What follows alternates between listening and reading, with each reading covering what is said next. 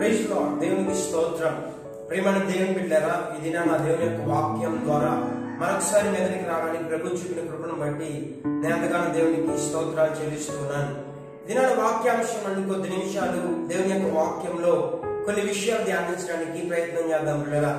దాని కొరకు మన ఎద్దినటువంటి లేఖనాల నుండి యోహాను సువార్త 18వ అధ్యాయము 11వ వచనంలో ఉన్నటువంటి కొన్ని వచనాలు, కొన్ని విధానాలు, కొంత సంభాషణని, అక్కడ జరిగినటువంటి కొంత క్రియని ధ్యానించడానికి ప్రయత్నం చేద్దాం. మనం ఆత్మీయ జీవితంలో జాగ్రత్తగా ఉండాలి. మన భౌతికమైనటువంటి విషయాలు చాలా అదుపులో ఉంచుకోవాల్సినటువంటి అవసరత మనకి ఎంతైనా ఉన్నది. అయితే అటువంటి క్రమంలో మనం చేయవలసిన పని ఏంటి అంటే, మన భౌతికమైనటువంటి అనేకమైనటువంటి విషయాన్ని మనం అదుపులో ఉంచుకోవాల్సినటువంటి బాధ్యత మనకి ఎంతైనా ఉన్నది. ఆ భారము మన పైన చాలా మోపబడి ఉన్నది.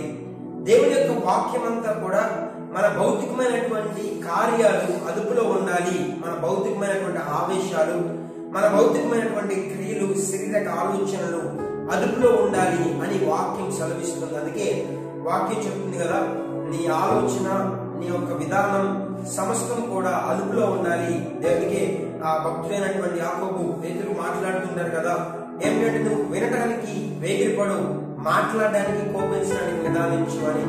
అయితే దినాన యోహాను సువార్త 18వ అధ్యాయం 11వ వచనం నుండి మనం ఏం తెలుసుకోగలం అనేటువంటి విషయాన్ని గమనించినట్లయితే, ఇక్కడ జరుగుతున్నటువంటి క్రియ గెత్సెమనే తోటలో జరిగినటువంటి ఒక కార్యము.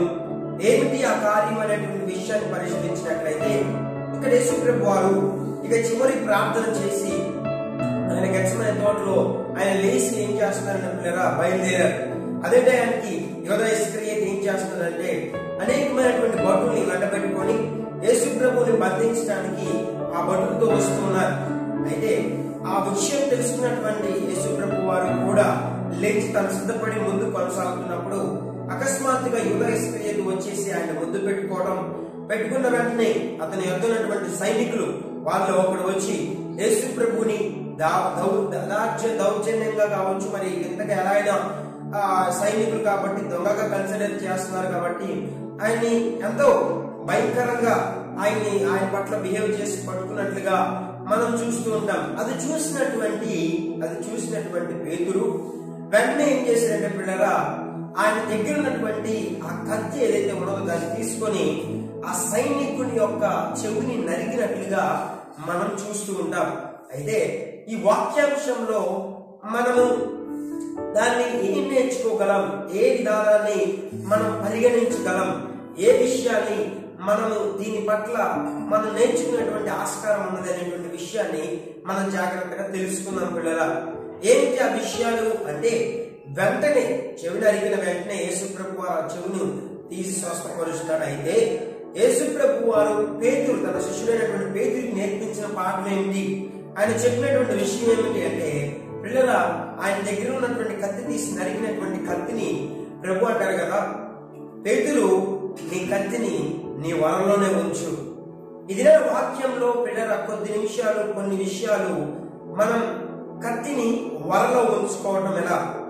పేతురు చెవి నరికిన వెంటనే యేసుప్రభు వారు పేతురుని చూసి ఆ కత్తిని తీసి బయటపడే బాబు, ఆ కత్తిని తీసి బయటపడే పేతురు, నీ దగ్గర కత్తి ఎందుకు ఉండేది, నీ దగ్గర ఉండాల్సింది నా వాక్యము, నీ దగ్గర ఉండవలసింది ప్రార్థన, నీ దగ్గర ఉండవలసింది అది ఇదని చెప్పి వేరే విషయాలు చెప్పలేదు. కానీ పిల్లలా, లేదంటే ఎందుకు ఇలా చేసామని చెప్పడం కాదు, నీ కత్తిని నీ వరలోనే ఉంచు అని పేతురుతో యేసుప్రభు వారు చెప్పినటువంటి సందర్భం మనం చూడగలం.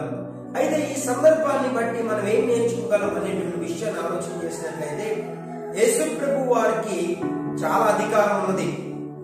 ఆయన అధికారాన్ని తీయగలడు, వాడగలడు.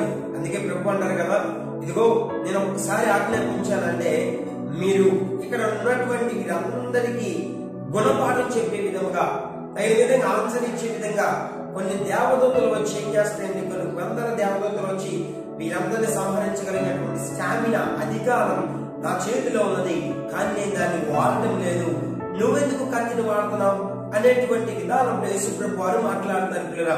ఇక్కడ పేతురు దగ్గర ఆప్షన్ ఉంది ఆయుధాన్ని వాడడానికి. యేసుప్రభు దగ్గర కూడా ఆయుధాన్ని వాడటానికి ఒక ఆప్షన్ ఉంది. అయితే వారు ఆ ఆయుష్యాన్ని వాడలేదు. కానీ పేతురు మాత్రం ఏం చేశారంటే పిల్లరా, తన ఎత్తున్నటువంటి కత్తిని తీసి వాడటం ప్రారంభించారు. చూసారు పిల్లరా, ఇక్కడ మనం గమనించినట్లయితే ఒక వ్యక్తి బాధ్యతలో ఉన్నప్పుడు, బరువులో ఉన్నప్పుడు, ఒక వ్యక్తి ఒక బాధ్యత మీద ఉన్నప్పుడు చేయబడేటువంటి క్రియ ఏమిటి? యేసు ప్రభు వారు తనకి ఒక బాధ్యత ఉన్నది. ఏమిటి ఆ బాధ్యత అంటే ఈ లోకాన్ని రక్షించాలి.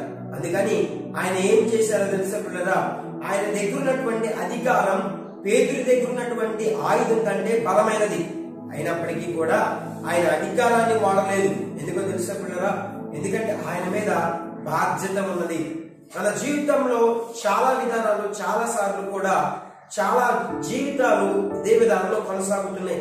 ఉన్నటువంటి అధికారాన్ని వాడుకుంటున్నారు, ఉన్నటువంటి ఆయుధాన్ని వాడుతున్నారు. ఎందుకో తెలుసా, వారి స్వప్రయోజనాల కొరకై. మన జీవితంలో ఆయుధాలు అంటే ఏమిటి, అధికారాలు అంటే ఏమిటి అంటే చాలా మంది వారికి ఇవ్వబడినటువంటి అధికారాలు దేనికి వాడుతున్నారంటే వారి స్వప్రయోజనాల కొరకే వాడుతున్నారు. ఈ వాక్యం విన్నటువంటి నీ జీవితంలో నువ్వు నేర్చుకున్నటువంటి ప్రాముఖ్యమైన విషయం ఏమిటి అంటే, నీ ఎప్పుడూ కూడా నీకు ఇవ్వబడినటువంటి బాధ్యత, నీకు ఇవ్వబడినటువంటి భారము, నీకు ఇవ్వబడినటువంటి ఆయుధములు, నీకు ఇవ్వబడినటువంటి కార్యాలు ఎప్పుడు కూడా అవి నీ స్వప్రయోజనాల కొరకే ఎప్పుడు వాడకు. నీకు ఇవ్వబడినటువంటి అధికారము న్యాయం తీర్చడానికి, కాబట్టి న్యాయం తీర్చడానికి ప్రయత్నించే. నీకు ఇవ్వబడినటువంటి అధికారము అది అనేకులకు ఉపయోగపడడానికి దాన్ని అలా ఉపయోగించు. పేతురు దగ్గర ఆయుధం ఉన్నది. ఎందుకు అంటే అపాయమైన సిచ్యువేషన్ లో కాపాడుకోవడానికి. పేతురుని యేసు ప్రభు వారు ఏమంటున్నారంటే, నువ్వు ఆ ఆయుధాన్ని తీసి బయటపడేమనలేదు గాను ప్రభు అంటున్నారు, నీ ఆయుధాన్ని నీ దగ్గర జాగ్రత్తగా ఉంచు. చాలా మంది దగ్గర ఆవేశం అనేటువంటి ఆయుధం, కోపం అనేటువంటి ఆయుధం, లేదంటే రకరకాలైనటువంటి ఆయుధాలు అవి అవసరములకు తగిన విధంగా వాడవలసినటువంటి విధానంలో ఉంచబడి ఉన్నాయి పిల్లరా. కానీ ఈనాటి ప్రజలు ఏం చేస్తున్నారంటే ఆ ఆయుధాన్ని వారి యొక్క స్వప్రయోజనాల కొరకు ఓర్కోరకునే కోపపడడం, ఓర్కోరకునే ఆవేశపడటం, ఓర్కోరకునే ఏమి లేకపోయినా తిట్టడం, ఏమి లేకపోయినా కానీ వారి యొక్క అధికారాన్ని వాడి ఇతరుల పట్ల ఏదో రివెంజ్ తీర్చుకోవడం. నీ రివెంజ్ తీర్చుకోవడానికి నీకు ఇవ్వబడినటువంటి కోపం అనేటువంటి ఆయుధాన్ని వాడకు. నీ రివెంజ్ తీర్చుకోవడానికి నీ ఆవేశాన్ని వాడవద్దు. పేతురు దగ్గర ఆయుధం ఉన్నది పిల్లరా, కానీ ఆ ఆయుధాన్ని దేనికి ఉపయోగిస్తుందంటే ఆవేశాన్ని ఆయన నిర్ణయించుకోవడానికి, ఆవేశాన్ని తీర్చుకోవడానికి ఆయన ఉపయోగిస్తున్నాడు. ప్రభు చెప్తున్నారు కదా, బాబు నీకు ఇవ్వబడినటువంటి ఆయుధం అది కార్య సాధకం, ఎక్కడ వాడాలో అక్కడ వాడు. అందుకే నువ్వు దాన్ని పరమేమని యేసు ప్రభు చెప్పట్లేదు కానీ లేదా ఆయన తన వరలోనే ఉంచు అనేటువంటి విషయాన్ని మాట్లాడుతున్నాడు. వినని వాక్యం ద్వారా అదే వాక్కు నీతో ఈ సందర్భంలో మాట్లాడుతున్న విషయం ఏంటంటే, దేవుడు నీకు ఒక అధికారం ఇచ్చాడు, నేను ఒక ఉన్నత స్థితిలో ఉంచాడు. దేని కొరకు వాడుతున్నావు? చాలా మంది జీవితాల దినాల్లో పిల్లరా వారికి ఇవ్వబడినటువంటి అధికారాన్ని దేని కొరకు వాడుతున్నారంటే డబ్బులు సంపాదించడానికి.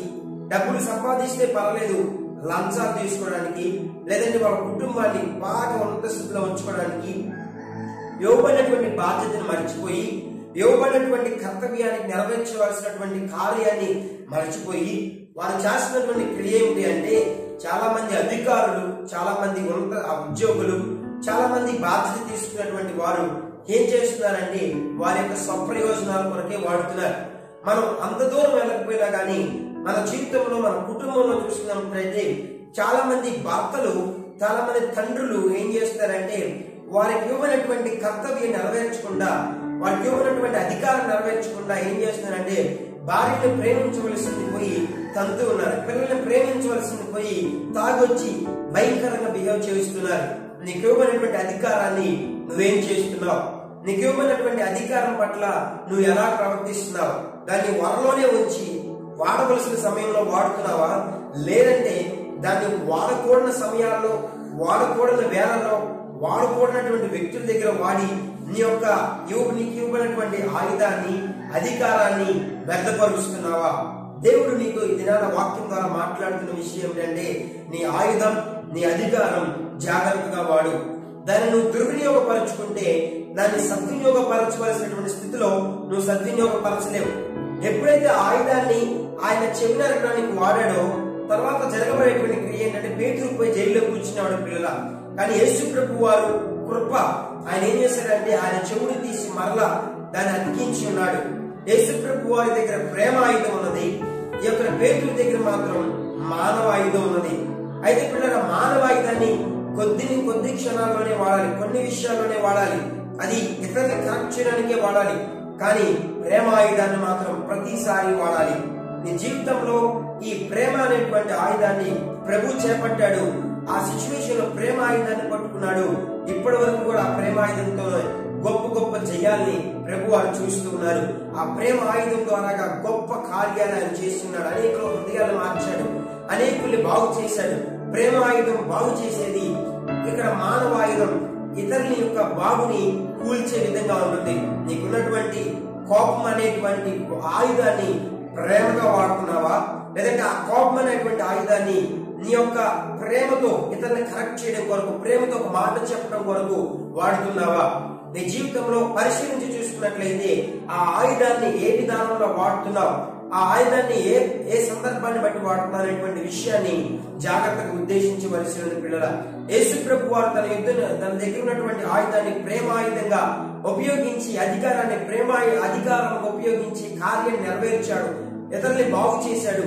నీ జీవితంలో ఆ అధికారం ద్వారా, ఆయుధాల ద్వారాగా ప్రేమను సృష్టిస్తున్నావా, సమాధానాన్ని సృష్టిస్తున్నావా, లేదంటే ఇతరుల్ని కూల్చే విధంగా, ఇతరుల చెవులు నరికే విధంగా, ఇతరుల కాపురాలు కూల్చే విధంగా ఉంటున్నావా అనేటువంటి విషయాన్ని నువ్వు ఆలోచన చేసుకోవాలి. ఒక తండ్రివైనా, ఒక భార్యవైనా, ఒక అధికారివైనా నీకు ఇవ్వబడినటువంటి అధికారం, నీకు ఇవ్వబడినటువంటి కార్యం ఏ విధానంలో నెరవేరుస్తున్నావు అనేటువంటి విషయం పరిశీలించుకుందాం. తగిన విధంగా జీవిద్దాం, కార్యాన్ని నెరవేర్చుకుందాం. అందుకే ప్రభువారు అంటున్నారు కదా, నీ జీవితంలో నీ కత్తి నీ వరలోనే ఉండాలి. నీ కత్తి నీ వరదాటి నీ చేతిలో వ్యర్థమైనటువంటి విషయంలోకి వచ్చినట్లయితే అది ఏమవుతుందంటే ఇతరులకి పాడు చేసే విధంగా, ఇతరులకి నష్టాన్ని కలిగించే విధంగా, ఇతరులకి నొప్పి కలిగించే విధంగా మార్చబడుతుంది. పిల్లరా, ప్రభువారి యొక్క ఆయుధం బాగుపరిచేది. పేతురు యొక్క ఆయుధం ఎలా ఉందంటే దాన్ని ఇతరులను కూల్చే విధంగా ఉంది. అందుకే ప్రభువారు అన్నారు, అది వరలోనే ఉంచు, వాడవలసిన సమయంలోనే వాడు. శత్రువు వచ్చినప్పుడే ఆయుధం వాడు, ఇతరులు వచ్చినప్పుడు ప్రేమ ఆయుధం వాడు. నీ జీవితంలో శత్రువు వచ్చినప్పుడు నువ్వేం చూపిస్తున్నావంటే సాతానికి ప్రేమ ఆయుధం ఇస్తున్నావు. నీవు ప్రేమించవలసినటువంటి మనుషులతో నువ్వేం చూపిస్తున్నావంటే నీ మానవ ఆయుధం ద్వారా, నీ కోపం ద్వారా, నీ కుళ్ళు ద్వారాగా నువ్వు ఇతరుని బాధ పెట్టే వాళ్ళ ఉంటున్నావు. ప్రభు చెప్తున్నాడు, నీ కత్తిని నీ వరలోనే ఉంచు. దాన్ని ఎప్పుడు వాడాలో తెలుసా? శత్రువు వచ్చినట్టు మనం ఆ విధానంలో ఉంటామో ప్రభు మనల్ని మెచ్చుకునే విధంగా ఉంటాడు. ప్రభు తగిన విధంగా మనకు ప్రతిఫలం ఇచ్చే విధంగా ఉంటాడు. తగిన విధంగా మనం ప్రేమాయుధంతో మన అధికారాన్ని జాగ్రత్తగా వాడుతూ మన ఆయుధం వరలో ఉంచవలసిన స్థాయిలో ఉంచి, వరలో